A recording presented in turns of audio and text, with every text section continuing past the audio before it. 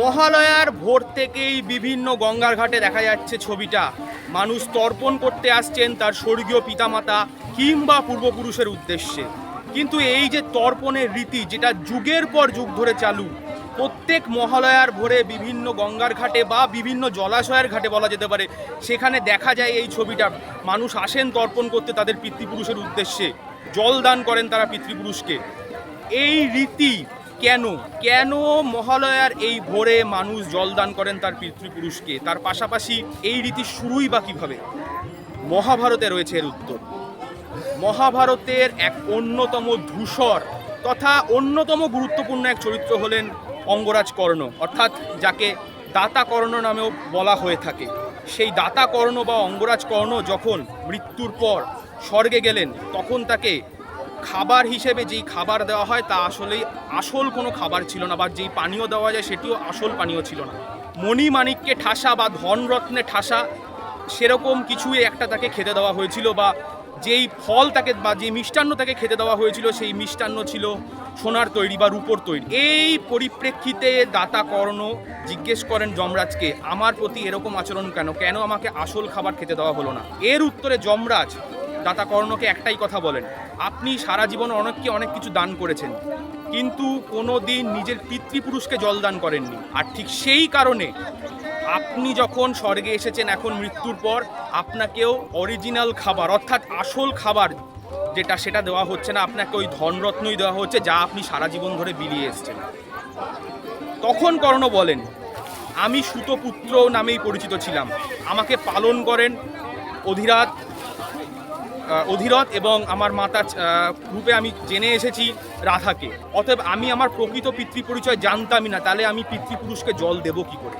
যমরাজ বোঝেন কথা তো অবশ্যই ঠিক। তখন তিনি যমরাজ তখন কর্ণকে বলেন, ঠিক আছে, আপনি যখন জানতেনই না আপনার পিতৃপুরুষ কে, তাই একটি সুযোগ আপনি অবশ্যই পাবেন। আপনি পৃথিবীতে আবার ফেরত যান, গিয়ে আপনার পূর্বপুরুষদের উদ্দেশ্যে এখন জল দিন। আপনি তো এখন জেনেছেন পূর্বপুরুষকে, তাদেরকে জল দিন। কর্ণ ঠিক সেটাই করেন। কর্ণ ফিরে আসেন পৃথিবীতে এবং তারপর এসে তিনি জলদান করেন তার পূর্বপুরুষদের উদ্দেশ্যে, যেই পূর্বপুরুষদের কথা মৃত্যুর মাত্র কিছুদিন আগে তিনি জানতে পেরেছিলেন কে তার আসল পূর্বপুরুষ, এবং তাদের উদ্দেশ্যেই জলদান করেন এবং পুনরায় স্বর্গে ফিরে গিয়ে তিনি আসল খাবার এবং পানীয় ভক্ষণ করার সুযোগ পান। কথিত রয়েছে সেই মহাভারতের বৃত্তান্তটি মাথায় রেখেই কিন্তু প্রতি বছর মহালয়ার ভোরে এই তর্পণের রীতি প্রচলিত। মহালয়া কি সত্যি শুভ? প্রতি বছর এই একটি প্রশ্নে তোলপাড় হয় সোশ্যাল মিডিয়া, ওঠে ব্যঙ্গ বিদ্রুপের ঝড়। কিন্তু আপনি জানেন কি মহালয়া শুভ না অশুভ? এই প্রশ্নের উত্তরটি আসলে লুকিয়ে আছে মহালয়ার ভোরে কোনো নদী কিংবা জলাশয়ের ধারে যে দৃশ্য দেখা যায় তার মধ্যেই। মহালয়াকে মনে করা হয় পিতৃপক্ষের অবসান। অমাবস্যা পেরিয়ে প্রতিপদ পড়লেই সূচনা ঘটে দেবী পক্ষে। তাই মহালয়ার দিন ভোর থেকেই ধুম পড়ে পিতৃতর্পণের। তর্পণ অর্থাৎ পূর্বপুরুষের উদ্দেশ্যে জলদান, যে রীতি চলে আসছে যুগের পর যুগ ধরে। আর মহালয়া আদতেই কোনো শুভ তিথি কিনা সে প্রশ্নের উত্তরও লুকিয়ে রয়েছে এই তর্পণের রীতিতেই। তবে তার জন্য যে দুটি তথ্য জেনে নেওয়া নিতান্তই আবশ্যিক, সেগুলি হলো মহালয়ার ভোরে কেন জলদান করা হয় মৃত পূর্বপুরুষের উদ্দেশ্যে, আর এই রীতির শুরুই বা কিভাবে। শুধু মহাভারতই নয়, তর্পণের উল্লেখ রয়েছে আরেক মহাকাব্য রামায়ণেও। অনেকেই মনে করেন মহালয়ার দিন থেকেই বোধহয় দেবীপক্ষের শুরু। সেটি একেবারে ভুল ধারণা। মহালয়া আসলে পিতৃপক্ষের শেষ দিন, ঘোর অমাবস্যা।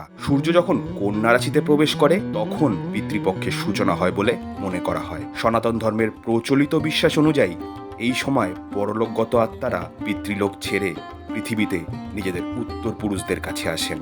এতে সমস্ত আত্মার যে সমাবেশ ঘটে তাকেই বলে মহালয়া। তাই পিতৃগণের অবস্থানের প্রথম পক্ষে তাদের উদ্দেশ্যে তর্পণ করতে হয়। তাহলে এবার নিজেই ভেবে দেখুন, মহালয়াকে শুভ বলবেন নাকি অশুভ?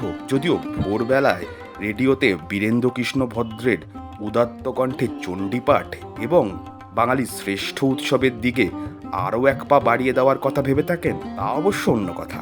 মহাভারতের পাশাপাশি রামায়ণেও রয়েছে তর্পণের উল্লেখ। রামায়ণ অনুসারে অকাল বোধন করেছিলেন শ্রীরামচন্দ্র।